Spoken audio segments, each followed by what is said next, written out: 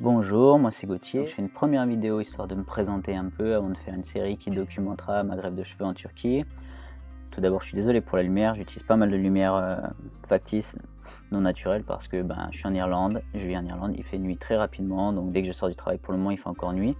Maintenant j'ai pris quelques jours de vacances à la suite de l'opération, une dizaine de jours, histoire de pouvoir profiter de la lumière naturelle du soleil et aussi d'éviter d'avoir toute la partie avec les croûtes et tout devant mes collègues, et de ne pas porter de chapeau parce que j'ai pas envie de porter un chapeau, j'ai vraiment envie de donner tous les moyens nécessaires pour que la greffe fonctionne.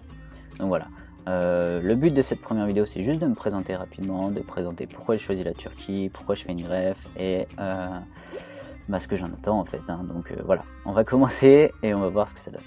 Alors pourquoi j'ai choisi de faire une greffe? Il y a plusieurs facteurs. Disons que le premier c'est que je perds mes cheveux, évidemment, ça fait plusieurs années, c'est depuis que je suis lycéen, je sais que ça commence. Voilà, on peut voir les golfs qui s'éclaircissent, on peut voir la densité qui s'amenuise ici.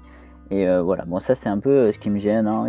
Après pour le reste c'est surtout un problème de densité et de golf, mais bon ça va aller en s'accentuant. Mon père avait à peu près cette coupe, hein, beaucoup plus accentuée, mais je coupais très court, il n'y a pas de problème. Aujourd'hui moi je suis content de ma coupe de cheveux. Maintenant j'ai l'exemple de mon frère, 2 ans de plus, qui lui perd ses cheveux de la même manière que moi, de la même manière que mon père, de la même manière que mon grand-père, donc c'est vraiment quelque chose de génétique. Et j'ai pas envie de me raser le crâne dans quelques années, ça m'intéresse pas trop, j'aime encore bien avoir mes cheveux, donc si je pouvais les garder et en profiter un peu plus longtemps, ça m'intéresse. Maintenant, pourquoi maintenant? C'est parce que je vais avoir 30 ans, je trouve que c'est un super moment pour le faire. Certaines personnes diraient qu'il faut attendre plus tard, être plus vieux. Moi si j'ai envie de profiter de mes cheveux, c'est plutôt maintenant, quand j'aurai 50 ans, où finalement j'aurai plus rien à prouver, je m'en moquerai un petit peu peut-être même de mon physique, donc je trouve que c'est plus intéressant de le faire maintenant pour moi. Et voilà, en plus, gros facteur qui m'a vraiment décidé à faire la démarche, c'est que j'ai demandé ma copine en fiançailles, on devrait se marier dans l'année, en tout cas d'ici 1 an, et si je le fais maintenant, ça me laisse le temps en tout cas d'être prêt pour être le plus beau possible, si tant est que ce soit possible, pour les photos de mariage. Deuxième partie, c'est pourquoi est-ce que je fais la greffe en Turquie et pourquoi je choisis ce centre. Alors je la fais en Turquie parce que ça fait quand même quelques années que je me renseigne, que j'essaie des trucs, j'en parlerai après. Mais la Turquie ressort comme le pays le plus à même de le faire, le plus qualifié. C'est ceux qui ont des docteurs qui font ça toute la journée, c'est ceux qui ont vraiment les personnes compétentes.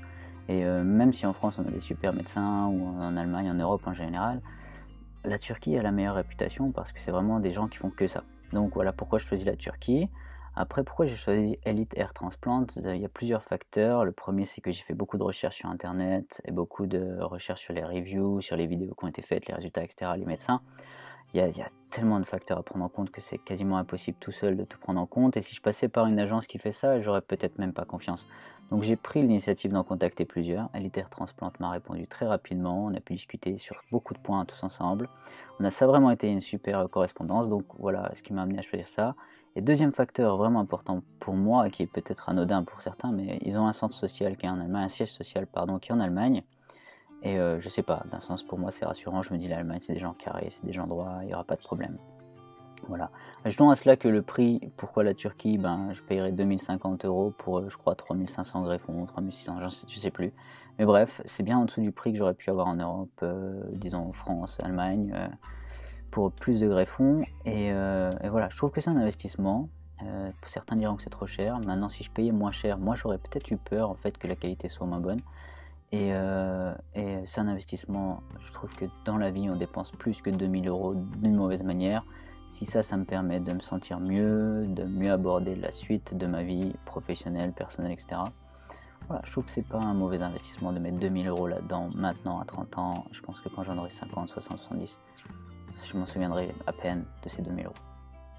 Maintenant, pourquoi j'ai choisi de faire une greffe, pas de prendre des produits minoxidil, Propecia, etc. C'est parce que j'ai testé ça dans le passé, quand j'étais plus jeune, puisque comme je perds mes cheveux depuis longtemps, j'ai testé minoxidil, j'ai testé Propecia. Propecia, j'ai très vite arrêté pour 2 raisons. D'abord le prix, ça coûte hyper cher, et honnêtement, en quelques années, vous pouvez vous payer une greffe, et ce sera beaucoup moins de problèmes psychologiques, etc. Parce que Propecia a plein d'effets secondaires. Et c'est toujours un peu dangereux, moi je me dis toujours c'est un peu dangereux parce que ça peut être une molécule développée que pour ça, ça a cet effet là, mais voilà, ça affecte le corps humain et j'aime pas trop. Et après j'ai testé minoxidil qui marchait super bien, vraiment ça marchait super bien. Par contre, c'est 2 fois par jour, c'est très contraignant, surtout moi qui fais pas mal de sport, prendre ça après une douche le matin ou le soir, c'est toujours compliqué, laisser sécher.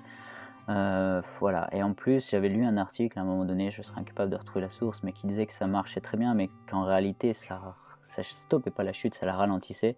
Donc quoi qu'il arrive à terme, même en utilisant minoxidil, il y aurait une calvitie qui grandirait, bon pas aussi rapide, pas aussi forte que la calvitie naturelle, mais néanmoins ça m'a donné envie d'arrêter.